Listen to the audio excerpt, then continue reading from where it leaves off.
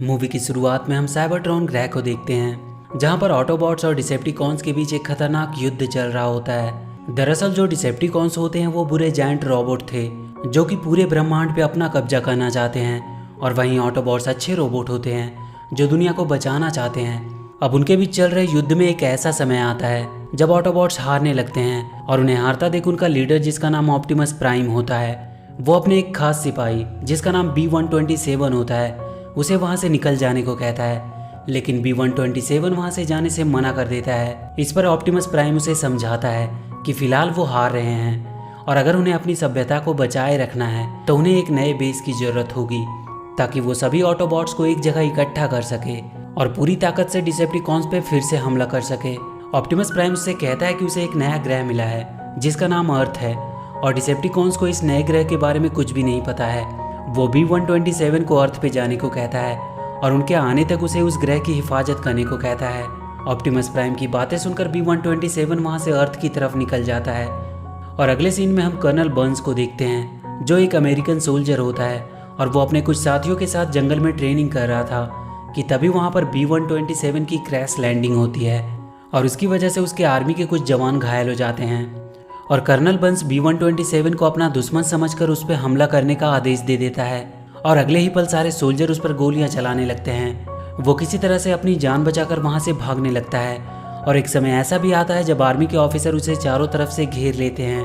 लेकिन इससे पहले कि वो B-127 को मारते, वहां पर एक डिसेप्टिकॉन आ जाता है और वो आते ही इन सब पर हमला करना शुरू कर देता है। इसके बाद वो डिसेप्टिकॉन और B-127 के बीच वहाँ एक खतरनाक युद्ध होता है, लेकिन B-127 उसके सामने टिक नहीं पा रहा था क्योंकि वो डिसेप्टिकॉन्स बहुत ताकतवर था। वो डिसेप्टिकॉन उससे उसके बाकी के साथियों का पता पूछ रहा था, लेकिन B-127 के ना बताने पर वो उसके वोकल बॉक्स को डैमेज कर देता है जिससे उसकी बोलने की क्षमता खत्म हो जाती है। लेकिन इससे पहले कि वो डिसेप्टिकॉन उसे जान से मारता, B-127 किसी तरह से उसी के रॉकेट से उस पर हमला कर देता है, और उस हमले में वो डिसेप्टिकॉन मारा जाता है। लेकिन इस लड़ाई में B-127 भी बुरी तरह से घायल हो गया था और इसकी कोर मेमोरी भी डैमेज हो रही थी। तभी उसे वहाँ एक येलो कलर की बीटल कार दिखाई देती है और वो जल्दी से अपने आप को उसी में ट्रांसफॉर्म कर लेता है। अगले सीन में हम चार्ली को देखते हैं जो सोकर उठती है, और जब वो फ्रेश होकर अपने रूम से बाहर आती है तो देखती है कि उसके फादर उसकी मॉम के साथ फ्लर्ट कर रहे हैं। ये देखकर चार्ली उससे कहती है कि थोड़ा सुधर जाओ। दरअसल ये उसके स्टेप फादर होते हैं क्योंकि चार्ली के रियल डैड की मौत सालों पहले दिल का दौरा पड़ने से हो गई थी, और वो अपने इस नए डैड को बिल्कुल पसंद नहीं करती है। अब अगले दिन चार्ली का बर्थडे होता है, इसलिए वो अपने मॉम से कुछ पैसों की मांग करती है जिससे वो अपने डैड की उस कार को ठीक कर सके जो उनकी इकलौती निशानी उसके पास थी। लेकिन उसकी मॉम उसे पैसे देने से मना कर देती है क्योंकि उनकी आर्थिक हालत कुछ ठीक नहीं थे। इसके बाद चार्ली अपने जॉब पर चली जाती है। वो एक होटल में वेटर का काम करती थी जहाँ पर कुछ लड़कियाँ हमेशा उसके इस काम का मजाक उड़ाती थी, लेकिन चार्ली कभी उनकी बातों पर ज़्यादा ध्यान नहीं देती। शाम को काम खत्म करके चार्ली अंकल हेंज के गैराज में आती है जहां वो गाड़ियों के पार्ट्स आधे दाम पर खरीदती थी। लेकिन आज जब वो कबाड़ा गाड़ियों से अपनी ज़रूरत के पार्ट्स निकाल रही होती है कि तभी उसकी नज़र एक पीले कलर की खूबसूरत बीटल कार पर पड़ती है जो उसे बहुत पसंद आती है। लेकिन ये गाड़ी कोई और नहीं बल्कि B-127 ही होता है जो उस दिन के बाद से यहीं पर छुपा था क्योंकि उसकी मेमोरी डैमेज हो चुकी थी। और जब चार्ली उसे स्टार्ट करने की कोशिश करती है तभी उसमें से एक सिग्नल निकलता है जो शनि ग्रह पे ऑटोबॉट्स को ढूंढ रहे दो डिसेप्टिकॉन्स को मिलता है, और उन्हें B-127 के लोकेशन का पता चल जाता है, और वो वहाँ के एक ऑटोबॉट्स को मारकर B-127 को मारने के लिए पृथ्वी की तरफ निकल पड़ते हैं। अगले सीन में हम चार्ली को देखते हैं जिसका आज बर्थडे होता है, और बर्थडे गिफ्ट के नाम पर उसकी मॉम उसे एक हेलमेट देती है और उसके डैड उसे एक किताब गिफ्ट करते हैं। ये सब देखकर चार्ली पूरी तरह से निराश हो जाती है क्योंकि उसे उम्मीद थी कि उसके पेरेंट उसके बर्थडे पर कुछ अच्छा गिफ्ट देंगे, और गुस्से में चार्ली अपने घर से निकल जाती है। वो सीधे अंकल हेंज के गैराज में पहुंचती है जहां वो उनसे उस पीली कार की मांग करती है, और बदले में वो उनके गैराज पे 1 साल तक काम करने और उनके गंदे टॉयलेट को साफ करने का ऑफर भी देती है। लेकिन अंकल हेंज दिल के अच्छे इंसान होते हैं, इसलिए चार्ली को वो बीटल कार फ्री में ही दे देते हैं। ये देखकर चार्ली बहुत खुश होती है और वो उस कार को लेकर अपने घर पे आ जाती है। घर पे जब चार्ली उस कार को रिपेयर करने की कोशिश कर रही होती है कि तभी उसे B-127 का चेहरा नजर आता है, और देखते ही देखते उसके सामने B-127 अपने असली रूप में आ जाता है। चार्ली अपने सामने एक बड़े से रोबोट को देखकर पूरी तरह से डर जाती है, पर B-127 भी अपने सामने एक इंसान को देखकर डर जाता है क्योंकि उसकी याददाश्त चली गई होती है और वो एक कोने में डर के बैठ जाता है। जब चार्ली उसे डरते हुए देखती है तो वो समझ जाती है कि उसे इस रोबोट से कोई खतरा नहीं है। इसके बाद वो उससे बात करने की कोशिश करती है, लेकिन B-127 के वोकल बॉक्स के खराब होने के कारण वो बात नहीं कर पा रहा होता है। लेकिन फिर भी चार्ली किसी तरह से उसकी बातों को इशारे में समझने की कोशिश करती है और कुछ ही समय में वो दोनों काफ़ी अच्छे दोस्त बन जाते हैं। इसके बाद चार्ली उसका नाम बम्बल बी रखती है, क्योंकि उसकी आवाज़ और उसका कलर एक बम्बल बी की तरह लगता है। अगले सीन में हम एक कपल को देखते हैं जो आपस में झगड़ा कर रहे होते हैं। अभी ये दोनों आपस में बहस ही कर रहे थे कि तभी दो डिसेप्टिकॉन्स वहाँ पर आ जाते हैं और देखते ही देखते वो उस लेडी के हस्बैंड को मार डालते हैं और उसके बाद वो B-127 की तलाश में निकल जाते हैं।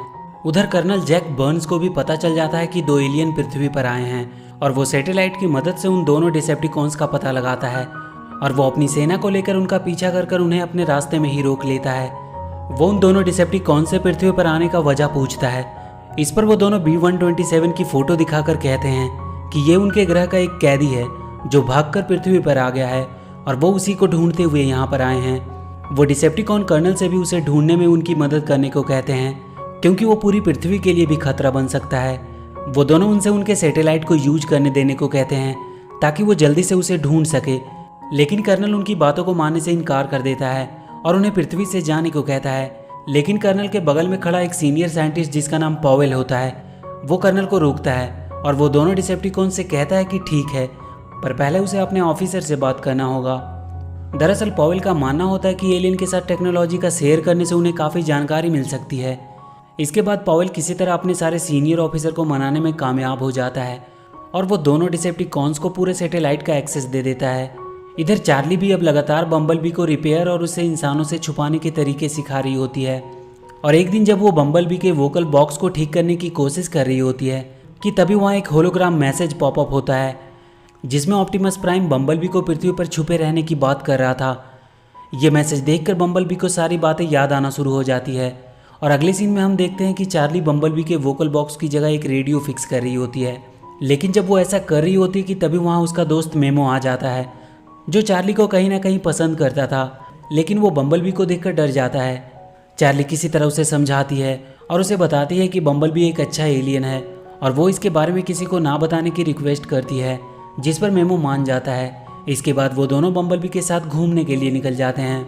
रास्ते में ये दोनों खूब मस्ती करते हैं और मस्ती करते हुए ये दोनों एक बीच पर पहुंच जाते हैं जहां पर एक लड़का सभी को अपने साथ डीप जंप करने के लिए चैलेंज कर रहा था, लेकिन कोई भी आगे नहीं आ रहा था। तभी बम्बलबी अपने गेट से चार्ली को धक्का देकर आगे कर देता है, जिससे सबको लगता है कि चार्ली इस चैलेंज को एक्सेप्ट कर रही है और वहाँ खड़े सभी लोग चार्ली के लिए शोर मचाना शुरू कर देते हैं। लेकिन चार्ली इस जंप के लिए मना कर देती है और वो वापस आकर अपनी कार में बैठ जाती है। तभी वहाँ पर वही लड़की आती है जो चार्ली को वेटर का काम करते समय तंग किया करती थी। इसका नाम टीना होता है। वो यहाँ पर भी चार्ली की बहुत बेइज्जती करती है और इसकी गरीबी को लेकर उसका काफ़ी मजाक उड़ाती है।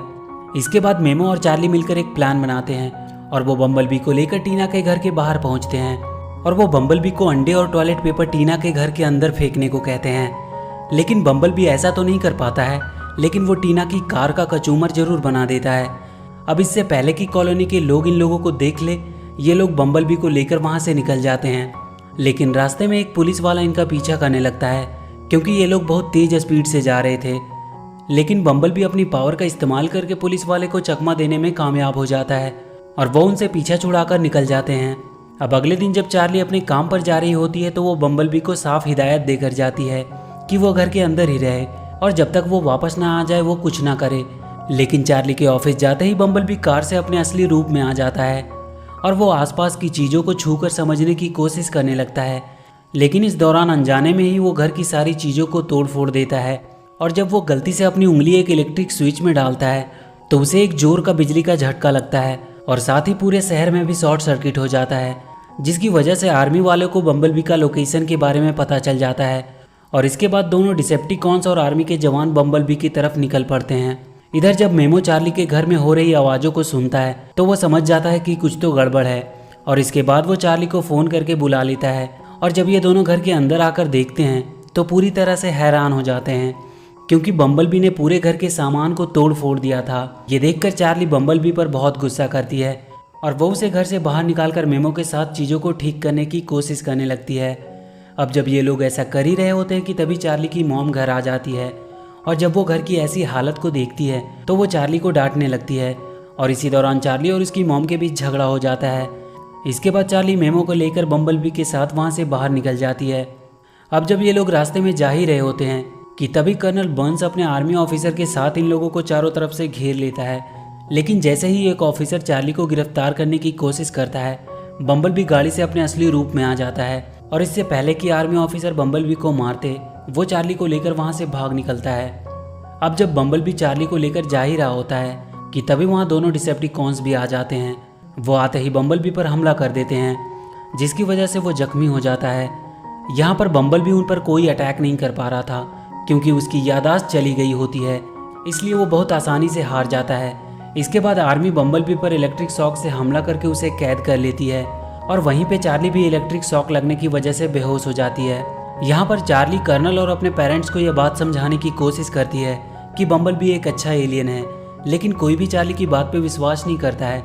इसके बाद चार्ली खुद रेडी होकर अपने छोटे भाई के साथ मेमो के घर आ जाती है, जहाँ पर टीवी पर न्यूज में इन्हें पता चलता है कि आर्मी ने बम्बलबी को कहाँ रखा है। और इसके बाद चार्ली मेमो के साथ बम्बलबी को बचाने के लिए निकल पड़ती है।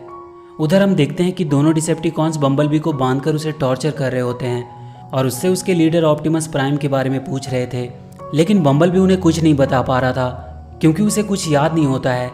बम्बलबी को चुप देखकर वो उसे बुरी तरह से मारते हैं और अब चार्ली भी मेमो के साथ वहाँ पर पहुँच जाती है और वो छुप कर इन्हें देख रहे होते हैं। इधर जब डिसेप्टिकॉन्स बम्बलबी को एक लात मारता है तो बम्बलबी के अंदर से एक होलोग्राम मैसेज बाहर निकलता है, जिसमें ऑप्टिमस प्राइम बम्बलबी को बताता है कि तुम अर्थ पे जाओगे और कुछ समय बाद वो भी बाकी के ऑटोबॉट्स के साथ वहाँ पर आ जाएगा और जब तक वो नहीं आता उसे पृथ्वी की डिसेप्टिकॉन से रक्षा करनी होगी। ये मैसेज देखकर बम्बलबी को सारी बातें याद आ जाती है। उधर जब डिसेप्टिकॉन्स को यह बात पता चलती है कि ऑप्टिमस प्राइम बाकी के ऑटोबॉट्स के साथ पृथ्वी पर आने वाला है, तो वो आपस में बात करते हैं कि उन सारे ऑटोबॉट्स को मारने का यही सही मौका होगा। वो सारे ऑटोबॉट्स और इंसानों को एक साथ खत्म करके पूरा मसला ही हल कर देंगे। लेकिन जब डॉक्टर पावेल डिसेप्टिकॉन्स की इन बातों को सुनता है तो वो समझ जाता है कि उन्होंने इनका साथ देकर बहुत बड़ी गलती कर दी है। इसके बाद वो कर्नल बर्न्स को फ़ोन करता है और उससे बताता है कि उनसे बहुत बड़ी गलती हो गई है। लेकिन इससे पहले कि वो पूरी बात कर्नल को बताता, वो डिसेप्टिकॉन्स डॉक्टर पावेल को मार डालते हैं। इसके बाद दोनों डिसेप्टिकॉन अपने बाकी के साथी को बुलाने के लिए सिग्नल भेजने के लिए पास के बड़े टावर की तरफ निकल पड़ते हैं और उनके वहाँ से जाते ही चार्ली और मेमो बम्बलबी के पास आते हैं और वो उसे उठाने की कोशिश करते हैं, लेकिन बम्बलबी जमीन पे शांत पड़ा होता है। ये देखकर चार्ली बम्बलबी को इलेक्ट्रिक शॉक देती है और किसी तरह बहुत मुश्किल से बम्बलबी की जान बचा लेती है। बम्बलबी होश में तो आ जाता है लेकिन वो शांत बैठा होता है। चार्ली उसे उठने को कह रही होती है लेकिन वो कोई जवाब नहीं दे रहा था। तब तक कर्नल भी अपनी आर्मी को लेकर वहाँ पर पहुँच चुका था और वो उस पूरी जगह को ही ब्लास्ट कर देता है ताकि वो सारे रोबोट्स को वहीं ख़त्म कर सके। लेकिन इस ब्लास्ट में चार्ली, मेमो और बम्बलबी किसी तरह बाल बाल बच जाते हैं। लेकिन अगले ही पल कर्नल चार्ली को गिरफ्तार कर लेता है और जब बम्बलबी उन्हें ऐसा करने से मना करता है तो आर्मी के जवान उस पर हमला कर देते हैं और उसे गाड़ियों से खींचने लगते हैं। लेकिन अब बम्बलबी की याददाश्त वापस आ चुकी थी, इसलिए देखते ही देखते उसकी आंखें लाल हो जाती है और वो अपने पुराने फॉर्म में वापस आ जाता है और वो आर्मी ऑफिसर्स पर हमला करना शुरू कर देता है, जिससे पूरे आर्मी ग्रुप में भगदड़ मच जाती है और कर्नल अपने जवानों को पीछे हटने को कहता है। लेकिन इससे पहले कि बम्बलबी और तबाही मचाता, चार्ली उसके सामने आ जाती है और उसे ऐसा करने से रोक देती है। इसके बाद चार्ली बम्बलबी के साथ उस जगह की तरफ निकल पड़ती है जहाँ पर डिसेप्टिकॉन्स अपने बाकी के साथियों को बुलाने के लिए मैसेज भेजने की तैयारी कर रहा होता है। रास्ते में उन्हें आर्मी के जवानों का सामना करना पड़ता है और साथ ही कर्नल भी उन्हें रोकने की पूरी कोशिश कर रहा होता है और चार्ली के फैमिली मेंबर भी उसे बचाने के लिए रास्ते में ही होते हैं। लेकिन किसी तरह बहुत मुश्किल से वो लोग उस जगह पर पहुंच जाते हैं जहां पर दोनों डिसेप्टिकॉन एक बड़े से टावर पर सैटेलाइट की मदद से अपने साथियों को सिग्नल भेजने की तैयारी कर रहे होते हैं। ये देखकर बम्बलबी चार्ली को एक सेफ जगह बंद करके उन्हें रोकने के लिए निकल पड़ता है और वो उस टावर पर अटैक करना शुरू कर देता है।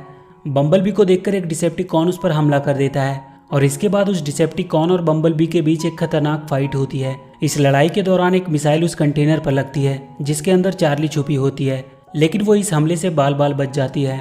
उधर एक डिसेप्टिकॉन सिग्नल भेजने की प्रक्रिया को पूरा कर रहा होता है कि तभी कर्नल बर्न्स हेलीकॉप्टर से उस पर हमला करने लगता है। उधर बम्बलबी उस डिसेप्टिकॉन से फाइट में हार रहा होता है, लेकिन जब वो डिसेप्टिकॉन्स हेलीकॉप्टर बनकर बम्बलबी पर मिसाइल से अटैक करने की कोशिश करता है कि तभी बम्बलबी एक मोटी सी चेन फेंक कर उसके पंखों में फंसा देता है, जिससे वो पूरी तरह से उस चेन में जकड़ जाता है और बम्बल भी उस चेन को तेजी से खींचकर उसे वहीं खत्म कर देता है। उधर कर्नल एक डिसेप्टिकॉन से अब भी लड़ रहा होता है, लेकिन वो डिसेप्टिकॉन कर्नल की हेलीकॉप्टर पर मिसाइल से हमला कर देता है, जिससे कर्नल का हेलीकॉप्टर क्रैश हो जाता है। लेकिन इससे पहले कि इस क्रैश में कर्नल की जान जाती, बम्बल भी उसे सही सलामत बाहर निकाल लेता है और यहीं पे कर्नल को भी पता चल जाता है कि बम्बल भी एक अच्छा एलियन है। उधर मौका पाकर चार्ली उस डिवाइस को डीएक्टिवेट कर देती है, जिससे डिसेप्टिकॉन सिग्नल भेज रहे होते हैं। वो डिसेप्टिकॉन बम्बल भी को बहुत बुरी तरह से घायल कर देता है। वो उसे पूरी तरह से खत्म करने ही वाला था कि तभी बम्बल भी वहाँ की एक दीवार पर अटैक करके उसे तोड़ देता है, जिसकी वजह से वहाँ बहुत सारा पानी और एक बड़ी सी शिप बम्बल भी और उस डिसेप्टिकॉन से टकराती है। इस टकराव से एक बड़ा सा ब्लास्ट होता है, जिससे वो डिसेप्टिकॉन मारा जाता है और बम्बल भी बुरी तरह से घायल हो जाता है और वहीं पानी के नीचे डूब जाता है। ये देखकर चार्ली भी पानी के अंदर कूद जाती है और किसी तरह बड़ी मुश्किल से बम्बल को होश में लाने में कामयाब हो जाती है और इस प्रकार बम्बल की जान बच जाती है। इसके बाद हम कर्नल को देखते हैं, जो अब समझ चुका था कि बम्बल उनके लिए कोई खतरा नहीं है। इसलिए वो चार्ली से कहता है कि इससे पहले कि उसकी बाकी की फौज यहाँ पर आए, वो बम्बल को लेकर यहाँ से निकल जाए और इसके बाद चार्ली बम्बल को वहाँ से लेकर निकल जाती है। इसके बाद हम चार्ली और बम्बल को एक पुल के पास देखते हैं। यहाँ पर बम्बल ना चाहते हुए भी चार्ली से अलविदा लेकर वहाँ से निकल जाता है। चार्ली भी अपनी फैमिली के पास वापस आ जाती है और इसी के साथ ये मूवी यहीं पर खत्म हो जाती है। तो वीडियो अगर अच्छी लगी हो तो please do like and share the video and please subscribe to my channel and press that bell icon.